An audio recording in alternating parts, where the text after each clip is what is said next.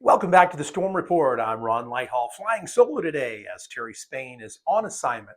However, he and I will be back together live from Shell Energy Stadium in Houston this Sunday with our On the Road with Toyota of Melbourne special broadcast.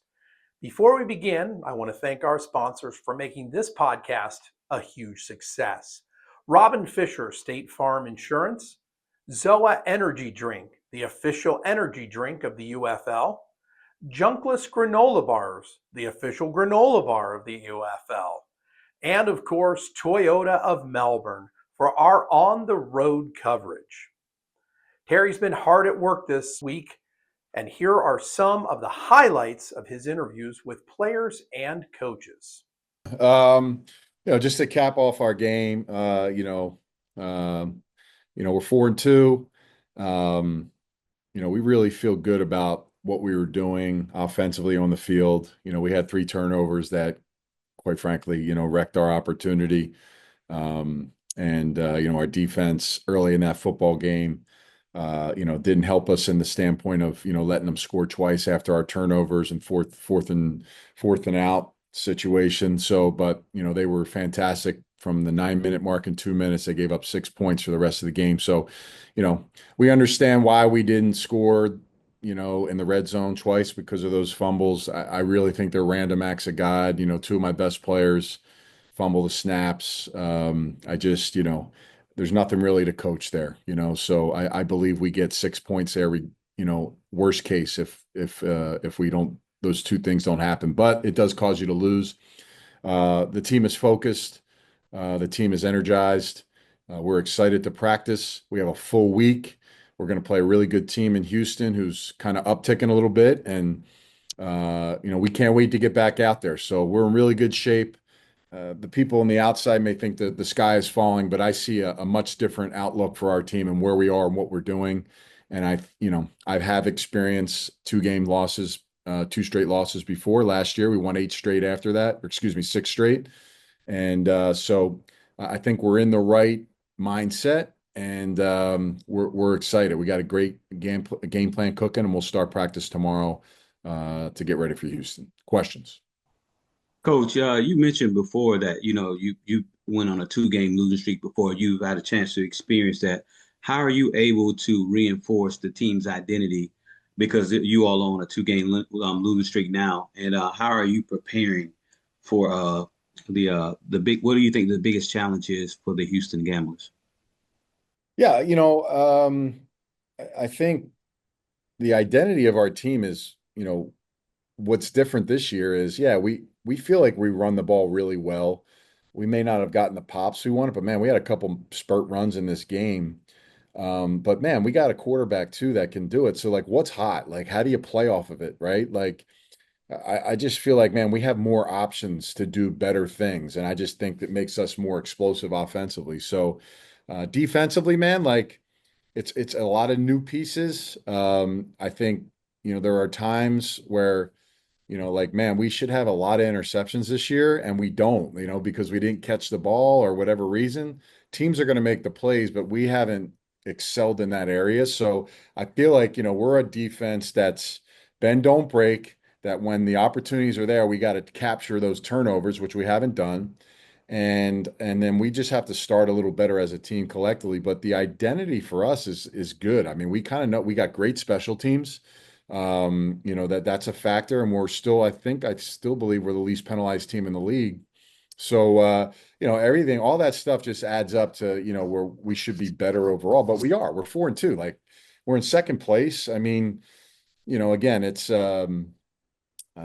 go into a Houston team that, is they should feel like they're in the mix, right? They are.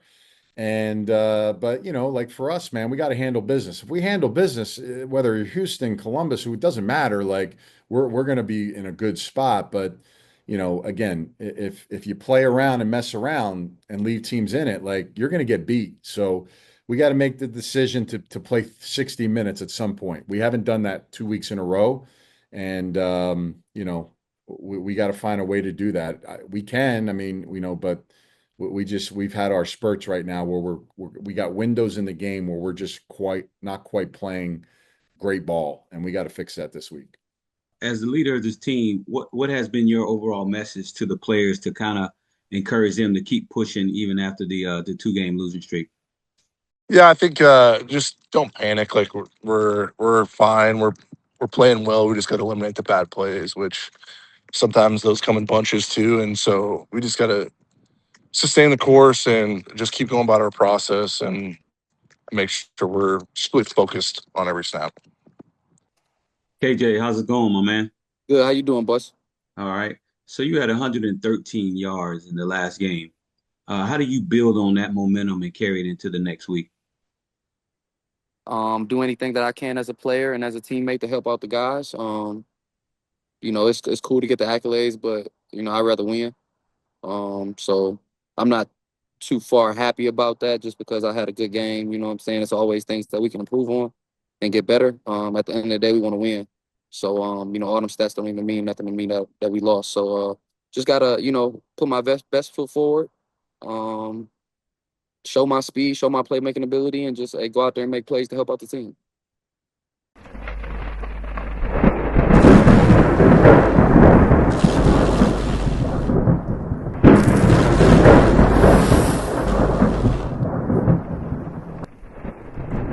Today we'll be breaking down the Orlando Storm's road matchup against the Houston Gamblers, kicking off this Sunday, May 10th in Houston. This is a pivotal Week 7 showdown. Orlando sits at 4-2, but still chasing the top spot, while Houston is fighting to stay alive at 2-4. Let's get into it. Orlando Storm at 4-2 entered this week after a narrow loss to the Birmingham Stallions at the hands of their former QB, DTR. But Orlando still owns one of the league's best point differentials at 20.8 points per game and allowing just 15.4 points on defense. Their offense is built around quarterback Jack Plummer, who ranks second in the league with 996 passing yards, along with 8 touchdowns and only 1 interception, and that is elite efficiency. The run game is powered by Brevard County's own J. Sean Corbin, sitting at 239 rushing yards and tied with the team lead with 2 rushing TDs. On the outside, Elijah Badger leads with 308 receiving yards, giving a real true wide receiver threat. The Houston Gamblers sit at 2-4. Houston is facing the top 3 teams over the next 4 weeks. That includes back-to-back games with the tough Battlehawks. Houston is coming off a loss to Columbus and has struggled with consistency. They score just 17 points per game while allowing 27, the highest defensive average in the league. Should the Gamblers go with quarterback Nolan Henderson, he has 409 passing yards, no touchdowns, and 2 interceptions. The bright spots for Houston: Marcus Yarns with 209 rushing yards, Jontre Kirkland with 229 receiving yards, Marvin Moody Jr. leading the defense with 27 tackles. Malik Fisher is tied for the league lead with 4 sacks. Houston had major moves this week, including the acquisition of a wide receiver, Javonta Payton from Louisville, signaling a shift towards giving QBs more weapons. Former UCF quarterback John Reese Plumlee was added this week. Plumlee, at 25 years old, was waived by the Pittsburgh Steelers on April 28th, cleared immediately the next day, and then signed with the Gamblers. The UFL and the Gamblers list him as a quarterback at signing, although he could possibly see action at wide receiver or special teams. His NFL journey has been marked by multiple position changes. He started as a quarterback at Ole Miss and UCF, was converted to a wide receiver by the Pittsburgh Steelers, and later played receiver in special teams roles with the Jacksonville Jaguars and the Seattle Seahawks before returning to Pittsburgh's practice squad in 2025. He has yet to appear in a regular season NFL game. With the Gamblers, Plumlee is expected to compete for the starting QB spot as the team has struggled at QB and is entering the UFL season with a poor record. His performance could help him secure another NFL opportunity during the upcoming training camp period. Houston is a team desperate for an offensive spark.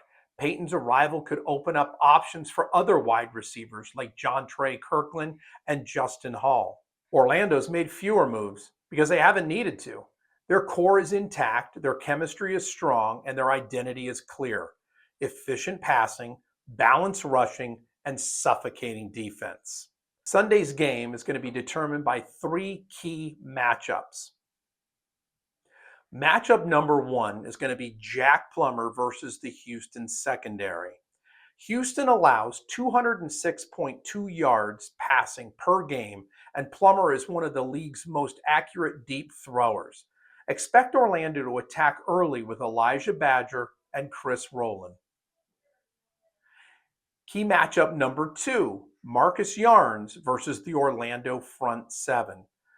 Orlando allows only 77 rushing yards per game. It's the best in the league. Yarns will need a breakout performance to keep Houston competitive. And key matchup number 3, their new wide receiver Javonte Payton versus the Orlando coverage. If Payton is active and integrated, he could be the X factor. Orlando's secondary has been strong, but they haven't seen much tape on him using Houston's system. So to wrap up, Orlando enters Sunday's matchup trying to halt a 2-game skid, while Houston looks to overcome quarterback instability and stay alive in the playoff race. A long shot, but still a possibility. Orlando, once tied for the league's best record, has stumbled with turnovers, red zone issues, and reduced rushing production, contributing to back-to-back losses. Houston, meanwhile, continues to battle inconsistency at quarterback and has struggled to generate offensive momentum, though its defense has kept several games very close. Several sports and analysts expect a competitive matchup, but lean towards Orlando as the stronger overall team. With some projections favoring the Storm by multiple points, the Gamblers' recent form has been uneven, and they have yet to face Orlando in a head-to-head meeting, and this adds intrigue to the matchup. But the bottom line is Orlando is favored due to its high ceiling and more stable roster. But Houston's urgency, desperations, and defensive grit could make this a tighter contest than the record suggests. Orlando is favored by 3.5 points, and the numbers support it. Houston's defense has struggled, and Orlando's passing attack has been very efficient. However, my prediction has Orlando Storm 27, Houston Gamblers 17. Thank you for joining us, and make your plans now to see us live at Tom's Watch Bar May 21st, with players and coaches joining us for a very special home game finale special. We'll be back live this Sunday from Houston, and just 5 days later at Fort Hood for the special Game for the Troops with the Dallas Renegades. We'll see you there, and I'll be back with Terry this Sunday, so tune in.